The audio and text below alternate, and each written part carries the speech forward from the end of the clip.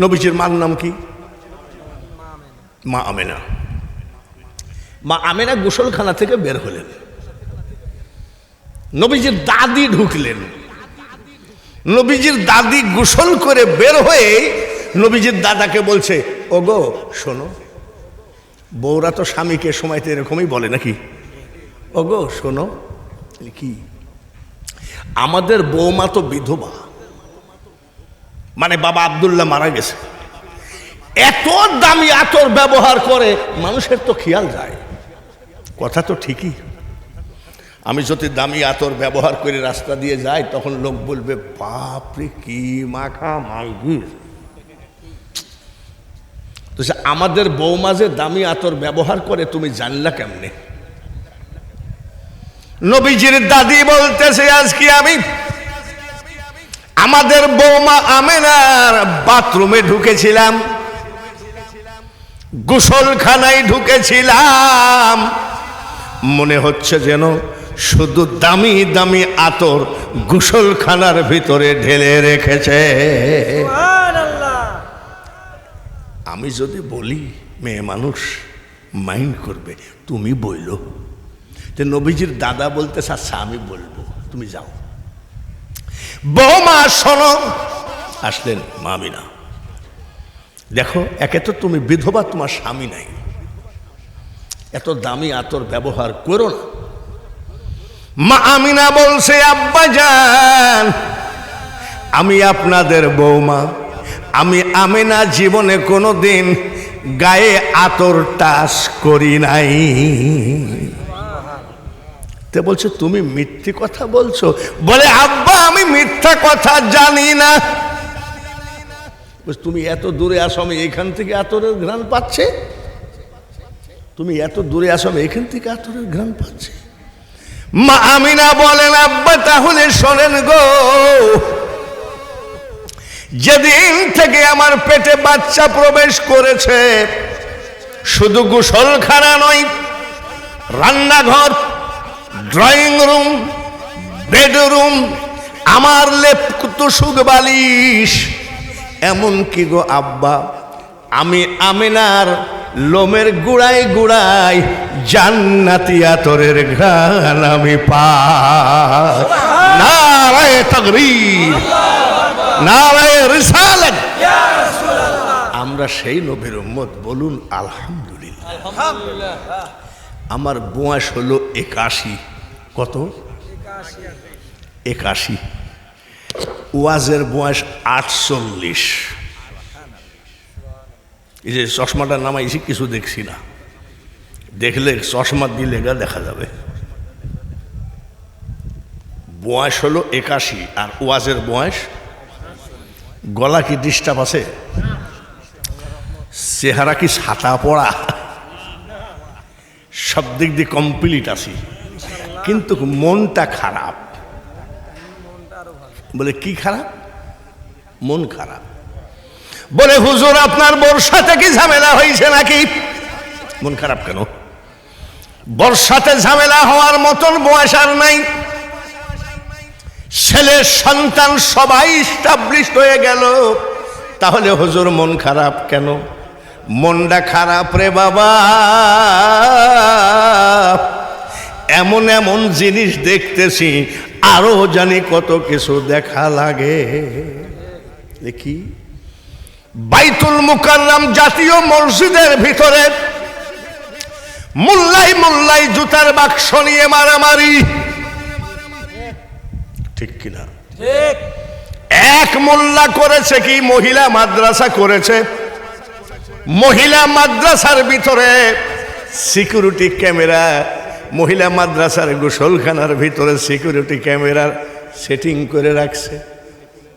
এই কুকুরকে কি দিয়ে মারলে বিচারটা ভালো হয়? প্রতিদিন 2-4 জন পুলিশে ধরে বলাৎকার। শুধু তাই না, ও মোল্লা, আর কত দেখাবা?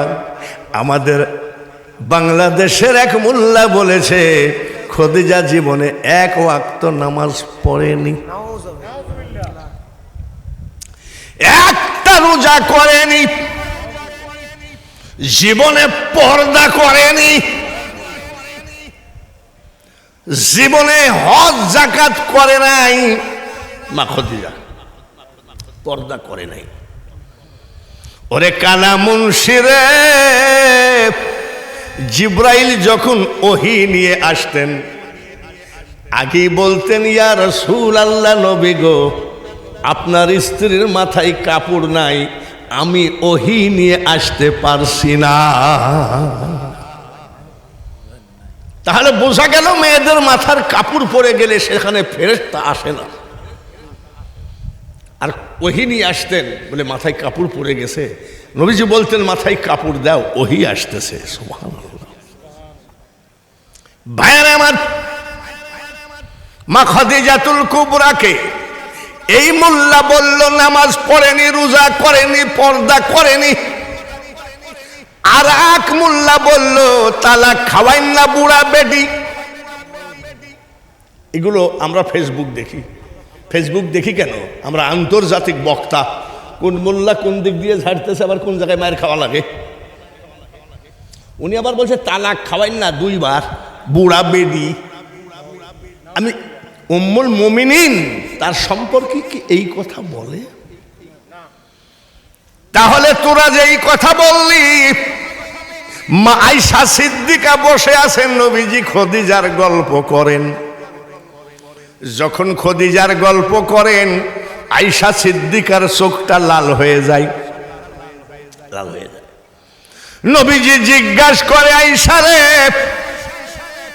খদিজার গল্প করলে তোমার চোখটা লাল হয়ে যায় কেন?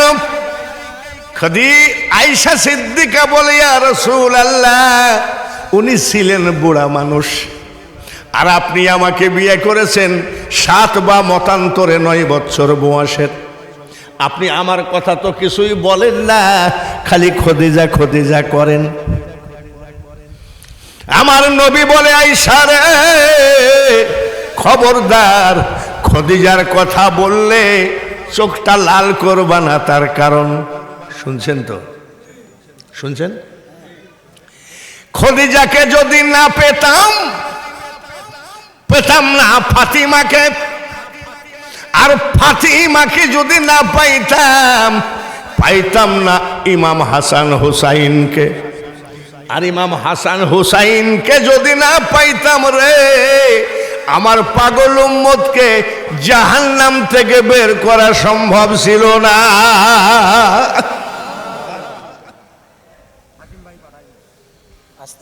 কত বড় আশিকে রাসূল! আমি যতদূর রিসার্চ করেছি, মা খাদিজাতুল কুবরা আমি 10 বার কাবা জিয়ারত করেছি। গতবার ফুল রমজান মাস ছিলাম আমি যখনই ফাঁক পাতাম তখনই মা খদিজার কাছে গিয়ে রওজা পাকে গিয়ে এইভাবে দাঁড়ায় দাঁড়িয়ে কাঁদতাম। তার কারণ আর পাওয়া যাবে না, ওনার মতন আশেকে রাসূল পৃথিবীতে আর পাওয়া যাবে না। রানের পরে মাথা দিয়ে শুয়ে আছেন নবীজির, রানের পরে মাথা দিয়ে শুয়ে আছেন নবীজি। আস্তে করে খদিজার চুলগুলো নাড়তেছে। কি স্ত্রীর চুল কি নাড়া জায়েজ নাই নাকি? নাড়তেছে। উনি এরকম করে তাকায়ে নবীজির দিকে মিট মিট করে হাসলেন। নবীজি যখনই তাকায়ে ফেলেছে কান্দা শুরু করছে রানের পরে মাথা দিয়ে। নবীজি ডাক দিয়ে কই, খদিজা রে, এই মাত্র তোমাকে হাসতে দেখলাম, আবার কেঁদে ফেললা, কারণটা কি? মা খদিজাতুল কুবরা বলে, হাসলাম কেন জানেন গো? দেখে নবীর মুজিজা, ভাগ্যবতী মা খাদিজা, জীবন যৌবন করিলেন অর্পণ, দয়ার নবী, নূরের নবী গো, তুমি নবী আমার জীবন। ইয়া রাসূলুল্লাহ, ইয়া হাবিবাল্লাহ, নবী গো, আরবের মতো জায়গাকে আমি সকালে কিনতাম, বিক্রি করতাম বিকালে। এমন ধন দৌলত ছিল, সব ধন দৌলত আপনার পাক কদমে কুরবানি করে দিয়েছি। দেওয়ার পরে নবী গো, আজ আমি খদিজার বালিশ হলো রহমাতাল লিল আলামিন, দরদি নবীর রান মুবারক। যে আমি তো ঠগি নাই, আমার ধন দৌলত যা ছিল সব নবীর পাক কদমে দান করে আজকে আমার বালিশ নবীজির রান, তাই আমি আনন্দে হাসছি। বলে কাঁদছো কেন?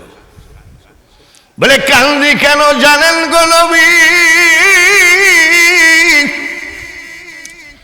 আপনার জন্য আমি যে কত কষ্ট করেছি, শরীরে কুলায় না, শরীরে আর কুলায় না, কোনোদিন না করি নাই। ৩,৫০০ ফিট উঁচু পাহাড়ের গুহারের মধ্যে বসে থাকতেন গো দয়ার নবীজি। আমি খাবার নিয়ে উঠতাম, ওই বিশাল পাহাড় ছিল না সিঁড়ি। আপনি বললেন খদিজা একটা বদনা দরকার, আবার নামলাম। খদিজা রে একটা প্লেট দরকার, আবার নামলাম।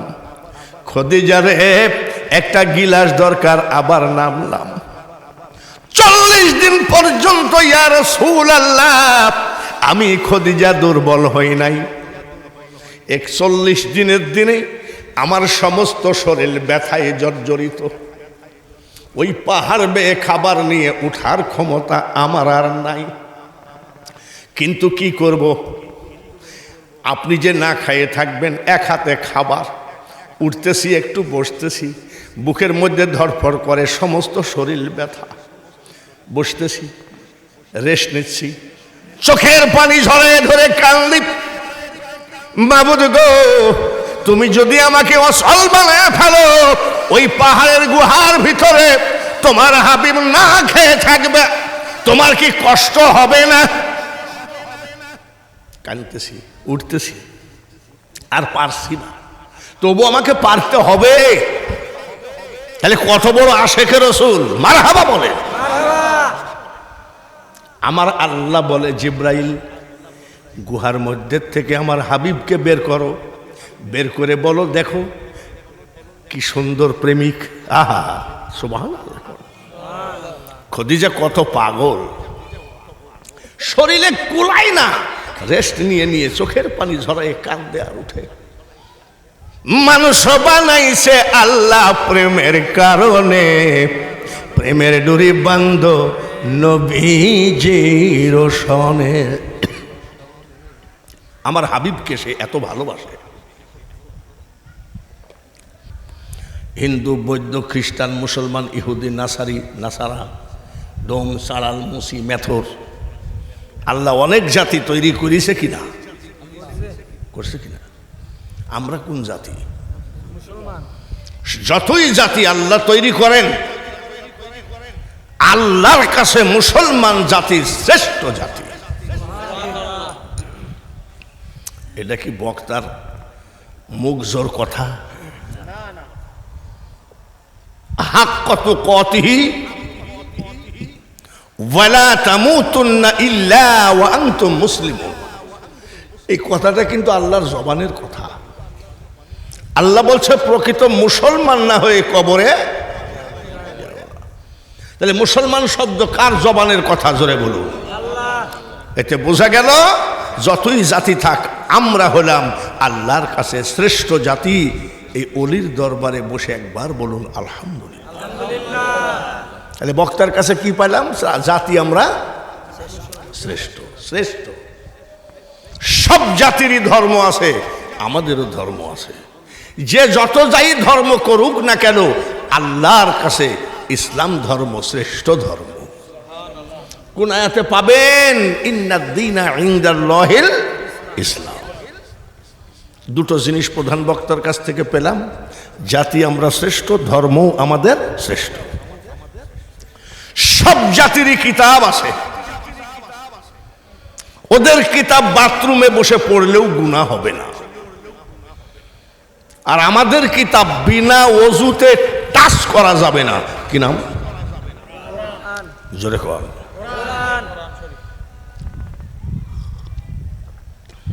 রেহেল কাঠ, কোরআন শরীফ পড়ে। রেহেল কাঠটা যদি কোথাও পড়ে থাকে কেউ পা দিয়ে দাঁড়াইতে পারবেন? কেন? রেহেল কাঠটা কোরআন শরীফের সাথে টাচ খেয়েছে।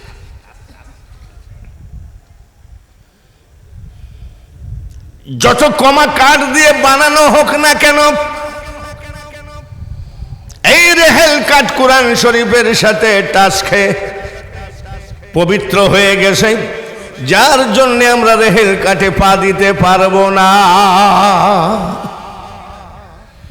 রেহেল কাঠ একটু টাচ খাইছে, তাই পাক। তাই কি পাক? ধরেন এই মানুষটা কোনো আলেম, মৌলানা, মুফতি, মুহাদ্দিস কিছুই না, আছে এরম থাকে না নাকি? থাকে। প্রশ্ন করছি, জবাব দিয়েন। রেহেল কাঠ যদি টাচ খেয়ে পবিত্র হয়, যার ভিতরে 10 হাফেজ বাদ দিলাম, যারা হাফেজ তাদের কথা বাদ দিলাম, যার ভিতরে 10টা 15টা সূরা আছে, এই লোকটা পাক না না পাক? একদম জ্ঞানী বুঝে ইশারায়, মূর্খ সাপল দিয়ে চোখের মনি ফাটাইয়ে দিলেও বোঝে। জাতি আমরা শ্রেষ্ঠ, ধর্ম আমাদের শ্রেষ্ঠ, কিতাব আমাদের। সারা বাংলাদেশে যত জাতি আছে তাদেরকে দাওয়াত দেন যে আমাদের হাবিবুল্লাহর মাজার সংলগ্ন বাদলবাড়ি নাকি, এখানে গোরস্থানে তোমাদের কিতাবগুলো নিয়ে আসো, 1 মাস ব্যাপী তোমাদের কিতাব খতম পড়ো, যা খাইতে চাবা তাই খাওয়াবো। 1 মাস ব্যাপী যদি সারা বাংলার বিভিন্ন জাতির কিতাব খতম পড়ে, গোরস্থানবাসী নেকি পাবে কয়টা? জোরে কোন? একটাও। আর আমাদের যে কিতাব খতম পড়া লাগে না, গোরস্থানে ঢুকে বলবেন আসসালামু আলাইকুম ইয়া আহলাল কুবুর, বিসমিল্লাহির রহমানির রহিম, আল্লাহু আকবার। নেকি কিন্তু শুরু হয়ে গেছে। অক্ষরে অক্ষরে কয়টা? অক্ষরে একটা, 9টাই কেটে দিলা। অক্ষরে অক্ষরে 10টা। গোরস্থানে দাঁড়িয়ে যদি পড়েন আলিফ লাম মিম, অক্ষর পড়লাম 3টা, গোরস্থানবাসী নেকি পাইল কয়টা? 30টা। এর নাম কোরআন। জাতি আমরা শ্রেষ্ঠ, ধর্ম আমাদের শ্রেষ্ঠ, কিতাব আমাদের শ্রেষ্ঠ। এইবার জবালে নূর পাহাড়ের ভিতরে বসে আমার দয়ার নবী যে কোরআনটা নিয়ে এসে দিলেন আমাদেরকে, সবই যখন শ্রেষ্ঠ, আমার নবী ডাকি শ্রেষ্ঠ না ছোট? জোরে ক শ্রেষ্ঠ। শ্রেষ্ঠ নাকি? এই ইউটিউবে বাঙালি হুজুর বলে সার্চ দিলে দুনিয়ার ওয়াজ বাইর হয়ে আসবে। তো বাঙালি হুজুর বাদে আর কোনো কি বক্তা নাই? খালি ওই বক্তার নাম দিবেন। রাজশাহীর এক বক্তা আছে, এই বক্তা বেঈমান বলেছে মুহাম্মদের মুখে দুর্গন্ধ ছিল। ইউটিউবে আছে। কবি বলেন মেশকো সে বেহতের পসিনা, আমার নবীর গায়ের ঘাম মুবারক মেশকো আম্বর থেকে বেহেতে। আর এই বেঈমানের বাচ্চা বলছে নবীর মুখে দুর্গন্ধ ছিল।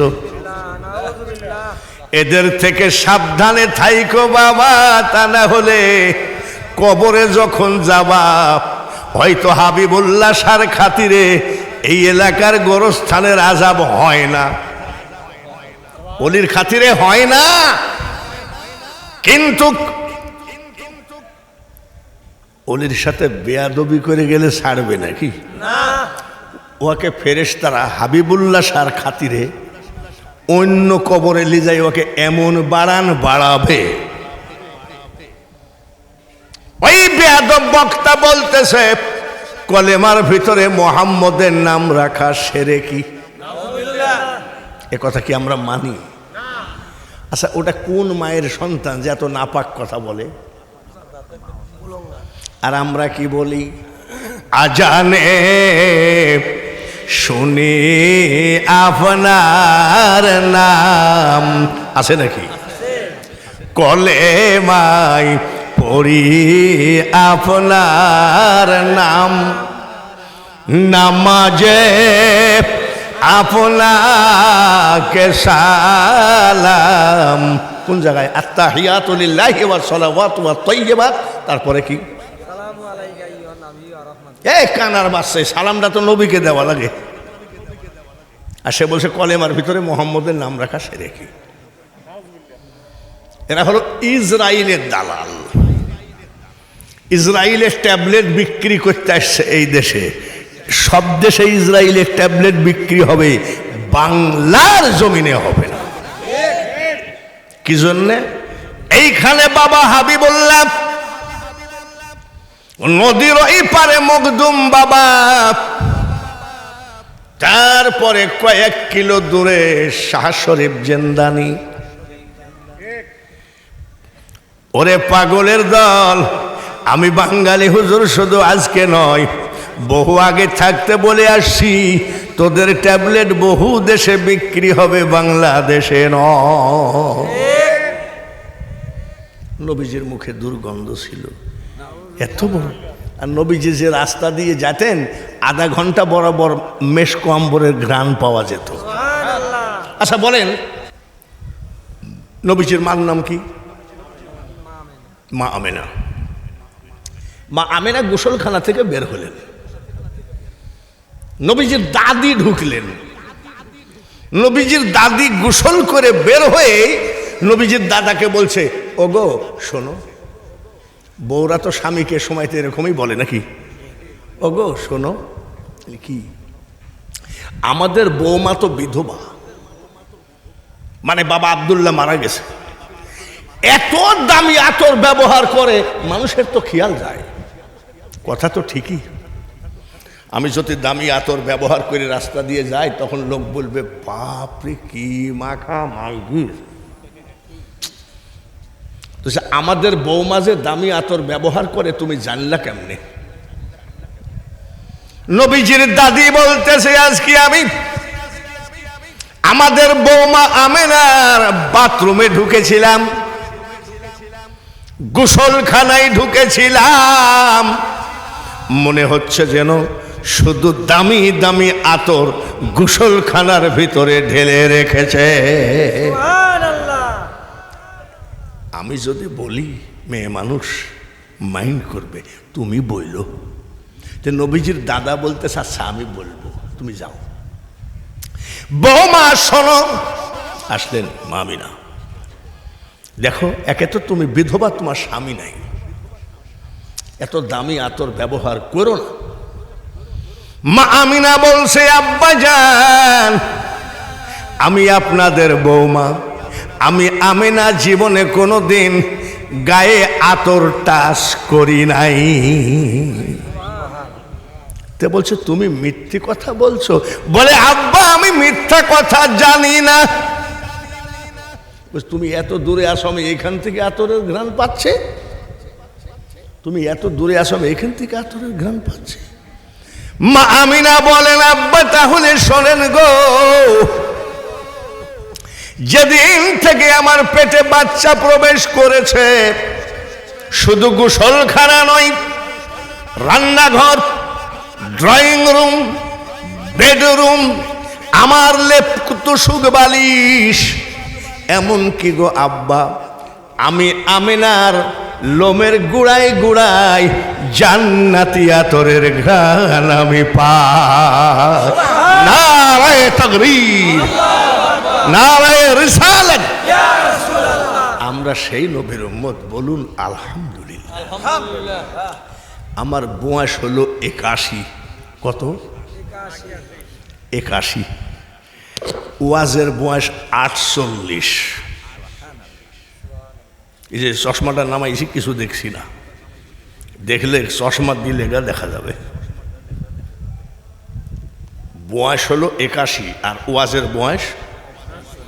গলা কি ডিস্টার্ব আছে? চেহারা কি ছাতা পড়া? সব দিক দিয়ে কমপ্লিট আছি, কিন্তু মনটা খারাপ। বলে কি খারাপ? মন খারাপ। বলে হুজুর আপনার বোর সাথে কি ঝামেলা হয়েছে নাকি? মন খারাপ কেন? বোর সাথে ঝামেলা হওয়ার মতন বয়স আর নাই, ছেলে সন্তান সবাই স্টাবলিশড হয়ে গেল, তাহলে হুজুর মন খারাপ কেন? মনটা খারাপ রে বাবা,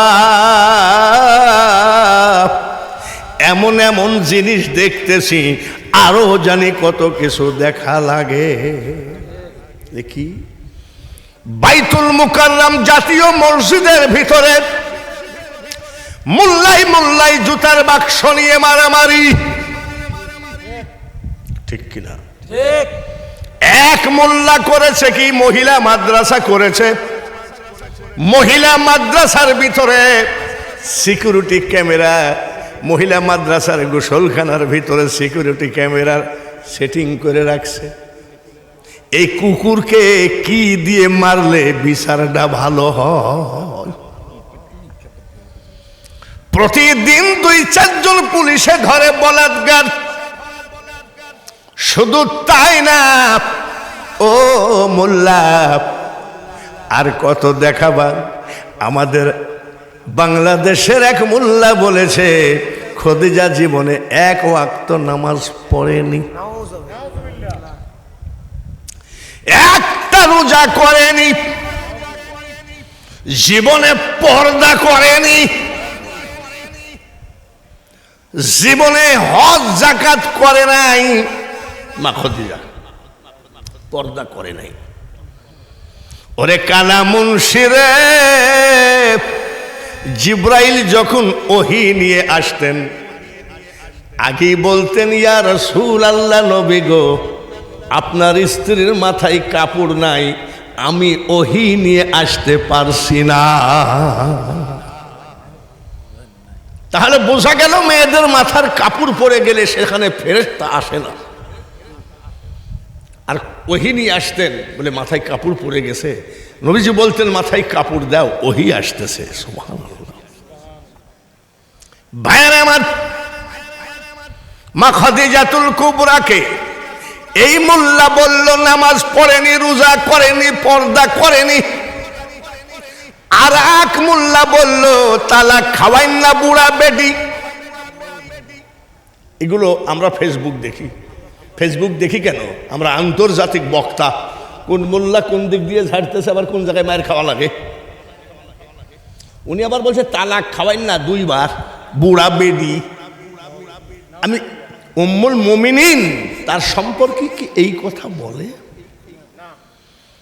তাহলে তোরা যে এই কথা বললি, মা আয়েশা সিদ্দিকা বসে আছেন, নবীজি খদিজার গল্প করেন।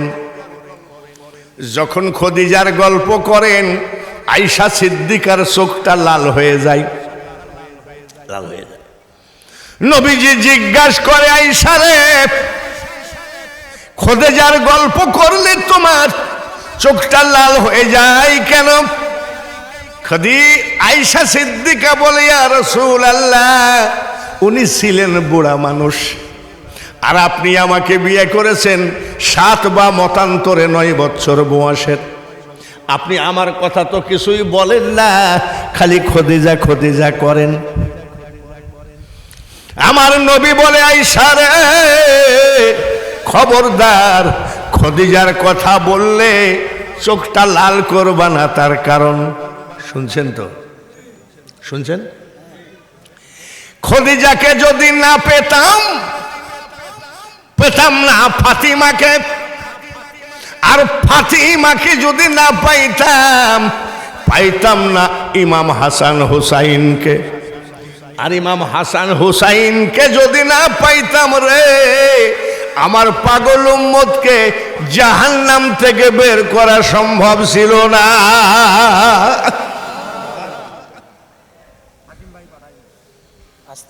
কত বড় আশিকে রাসূল। আমি যতদূর রিসার্চ করেছি, মা খাদিজাতুল কুবরা আমি 10 বার কাবা জিয়ারত করেছি। গতবার ফুল রমজান মাস ছিলাম আমি যখনই ফাঁক পাতাম তখনই মা খাদিজার কাছে গিয়ে রওজা পাকে গিয়ে এইভাবে দাঁড়ায় দাঁড়িয়ে কাঁদতাম। তার কারণ আর পাওয়া যাবে না, ওনার মতন আশেকে রাসূল পৃথিবীতে আর পাওয়া যাবে না। রানের পরে মাথা দিয়ে শুয়ে আছেন নবীজির, রানের পরে মাথা দিয়ে শুয়ে আছেন নবীজি। আস্তে করে খাদিজার চুলগুলো নাড়তেছে। কি স্ত্রীর চুল কি নাড়া জায়েজ নাই নাকি? নাড়তেছে। উনি এরকম করে তাকায়ে নবীজির দিকে মিট মিট করে হাসলেন। নবীজি যখনই তাকায়ে ফেলেছে কান্দা শুরু করেছে রানের পরে মাথা দিয়ে। নবীজি ডাক দিয়ে কই, খাদিজা রে, এই মাত্র তোমাকে হাসতে দেখলাম, আবার কেঁদে ফেললা, কারণটা কি? মা খাদিজাতুল কুবরা বলে, হাসলাম কেন জানেন গো? দেখে নবীর মুজিজা, ভাগ্যবতী মা খাদিজা, জীবন যৌবন করিলেন অর্পণ, দয়ার নবী নূরের নবী গো, তুমি নবী আমার জীবন। ইয়া রাসূলুল্লাহ, ইয়া হাবিবাল্লাহ, নবী গো। আরবের মতো জায়গাকে আমি সকালে কিনতাম, বিক্রি করতাম বিকালে। এমন ধন দৌলত ছিল, সব ধন দৌলত আপনার পাক কদমে কুরবানি করে দিয়েছি। দেওয়ার পরে নবী গো, আজ আমি খাদিজার বালিশ হলো রহমাতাল লিল আলামিন, দরদি নবীর রান মুবারক। যে আমি তো ঠগি নাই, আমার ধন দৌলত যা ছিল সব নবীর পাক কদমে দান করে আজকে আমার বালিশ নবীজির রান। তাই আমি আনন্দে হাসছি। বলে কাঁদছো কেন? বলে কান্দি কেন জানেন গো নবী? আপনার জন্য আমি যে কত কষ্ট করেছি, শরীরে কুলায় না, শরীরে আর কুলায় না, কোনোদিন না করি নাই। 3500 ফিট উঁচু পাহাড়ের গুহারের মধ্যে বসে থাকতেন গো দয়ার নবীজি। আমি খাবার নিয়ে উঠতাম, ওই বিশাল পাহাড় ছিল না সিঁড়ি। আপনি বললেন খাদিজা একটা বদনা দরকার, আবার নামলাম। খাদিজা রে একটা প্লেট দরকার, আবার নামলাম। খাদিজা রে একটা গিলাস দরকার, আবার নামলাম। 40 দিন পর্যন্ত ইয়া রাসূলুল্লাহ আমি খাদিজা দুর্বল হই নাই। 41 দিনের দিনে আমার সমস্ত শরীর ব্যথায় জর্জরিত। ওই পাহাড় বেয়ে খাবার নিয়ে উঠার ক্ষমতা আমার আর নাই। কিন্তু কি করব, আপনি যে না খাইয়ে থাকবেন, এক হাতে খাবার, উঠতেছি একটু বসতেছি, বুকের মধ্যে ধরফর করে, সমস্ত শরীর ব্যথা। বসতেছি, রেস্ট নিচ্ছি, চোখের পানি ঝরে ধরে কান্দি, মাবুদ গো, তুমি যদি আমাকে অসল বানায় ফেলো, ওই পাহাড়ের গুহার ভিতরে তোমার হাবিব না খেয়ে থাকবে, তোমার কি কষ্ট হবে না? কাঁদতেছি, উঠতেছি, আর পারছি না, তবু আমাকে পারতে হবে। তাহলে কত বড় আশেকে রাসূল, মারহাবা বলে। আমার আল্লাহ বলে, জিব্রাইল গুহার মধ্যে থেকে আমার হাবিবকে বের করো, বের করে বলো, দেখো কি সুন্দর প্রেমিক। আহা সুবহানাল্লাহ। খাদিজা কত পাগল, শরীরে কুলায় না, রেস্ট নিয়ে নিয়ে চোখের পানি ঝরায় কাঁদে আর উঠে। মানুষ বানাইছে আল্লাহ প্রেমের কারণে, প্রেমের ডুরি বান্ধ নবীজির সনে। আমার হাবিবকে সে এত ভালোবাসে। আমি আল্লাহ খদিজার উপরে খুশি। সুবহানাল্লাহ, সুবহানাল্লাহ। তাহলে আল্লাহ খুশি হয় কিসে? আমার নবীকে ভালোবাসলে। যাও, আমি আল্লাহ পৃথিবীতে কাউকে সালাম দিই নাই, আমি আমার খদিজাকে সালাম দিলাম। সুবহানাল্লাহ। এত বড় ভাগ্যবান মেয়ে মানুষ পৃথিবীতে মা খদিজা। জিবরাইল এসে বলছে, হুজুর গুহা থেকে বের হন। এখানে দেখেন আপনার স্ত্রী কি করছে, কানছে, উঠতে পারে না, আবার একটু বসে। আল্লাহ আপনার স্ত্রীকে সালাম দিয়েছে। হুজুর, যে আল্লাহ খদিজাকে সালাম দেয়, আমি জিবরাইলও দিয়ে দিলাম। সুবহানাল্লাহ। জিবরাইল চলে গেলেন, নবীজি মুস্কি মুস্কি হাসে। কোন রকম কষ্ট করে মা খদিজাতুল কুবরা উঠলেন, উঠে বলে, ইয়া রাসূলুল্লাহ, ইয়া হাবিবাল্লাহ, আমার এত কষ্ট হয় আর আপনি আমার কষ্ট দেখে হাসেন। নবী বলে, খদিজা রে, ও খদিজা, আমি তোমার কষ্ট দেখে হাসি না। বলে, কি জন্যে হাসেন? এই মাত্র সুখবর, আল্লাহ পাক তোমার কষ্ট দেখে আল্লাহ নিজে তোমাকে সালাম দিয়েছে। জিবরাইলও দিয়েছেন। এই কথা শোনার পরে মা খদিজা আরো চিৎকার করে কাঁদছেন। নবীজি বলছে, এত সুন্দর খবর পাওয়ার পরে আবার কাঁদছো কেন? ইয়া রাসূলুল্লাহ, নবী গো, আল্লাহর সালামের জবাব দেওয়ার মতন ইবাদত বন্দেগী লেখাপড়া আমার নাই, আপনি দিয়ে দিয়েন, আর আমি জিবরাইলের সালামের জবাবটা দিয়ে দিলাম। মা শাশিরা কিছু মনে করেন না, মহিলা তো মেলাই দেখছি। রাজশাহী গেছি ওয়াজ করতে, একটা বিশাল গোরস্থান ভার্সিটির পিছনে। আমি ড্রাইভার রাখ, জিয়ারত করে আসি।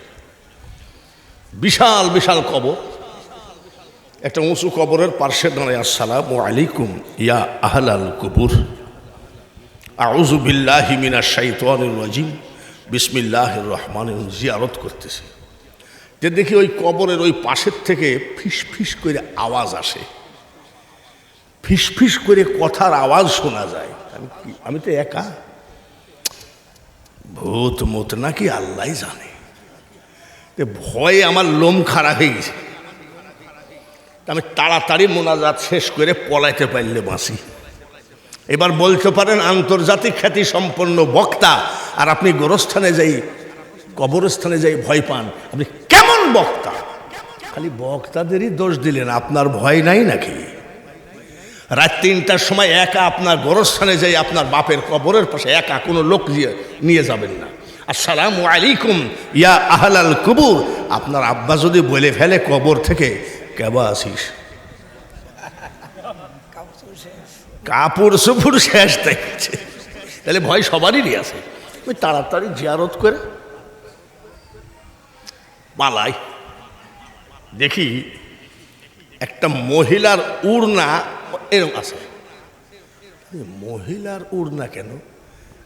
আস্তে করে আগায় গিয়ে দেখি ভার্সিটির এক যুবক আর এক যুবতী কবরের উপরে হাত দিয়ে ওয়াদা করছে, পরে আবার তালাক দিবা না তো। আমি আই, কোন জায়গায় রে মহিলারা? আর যে বলে এক ওয়াক্ত নামাজ পড়ে নাই, পর্দা করে নাই, সেই মা খদিজাতুল কুবরা সেজদায় পড়ে কাঁদতেন। নবীজি একদিন জিজ্ঞেস করে, খদিজা গো, মাঝে মধ্যে সেজদায় পড়ে কান্দো কেন? ভিতরে কোনো অসুখ আছে হয়তো, বলো না। বলে, না, কান্দো কেন? চোখের পানি মোছে আর কয়, নবীজি খোদাই কান্দি না গো, অসুখে কান্দি না। আমার নবী বলে, খদিজা তুই কান্দিস কেন বল? চোখের পানি ঝরাইয়া দিয়ে বলে, ইয়া রাসূলুল্লাহ, আমি খদিজা শুধু কবরের ভয়ে কান্দি। আমার নবী বলে, তোমার কবরে আযাব হবে না।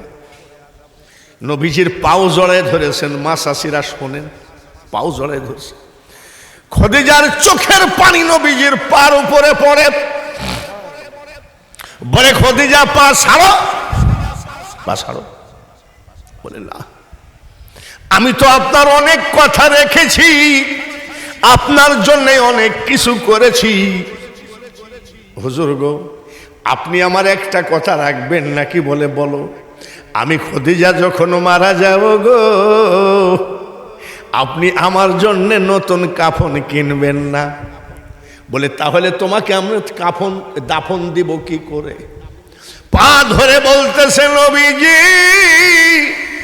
আপনার ফেলায় দেওয়া পাগড়ি মুবারক, আপনার ফেলায় দেওয়া জুব্বা মুবারক, আপনার ফেলায় দেওয়া চাদর মুবারক, যেগুলো আপনি জীবনে আর ব্যবহার করবেন না, ওইগুলো সুন্দর করে রেখে দিয়েছি। বলে, কেন? বলে, ইয়া রাসূলুল্লাহ, ইয়া হাবিবাল্লাহ, নবী গো, আমি খদিজা শুধু বিয়েই করি নাই, আমি আল্লাহ পাওয়ার জন্য আপনাকে আমি বিয়ে করেছি। আমি বিশ্বাস করি নবী গো, আপনার গায়ের চাদর, আপনার গায়ের পাগড়ি, আপনার জুব্বা মুবারক যদি আমার কাফন হয়, খোদার কসম কবরে আমার কোনো আযাব হবে না। রহমাতাল লিল আলামিন, মারহাবা। তুমি উম্মতের জাবিন, তুমি আমার নির্ধনী আর ধন, দয়ার নবী, নূরের নবী গো, তুমি নবী আমার জীবনের জীবন। আমার বাড়িতে প্রতিদিন মিলাদ হয়, সপ্তাহে নাই, মাসে না, প্রতিদিন। আমি আজকে নাই, তাও হবে।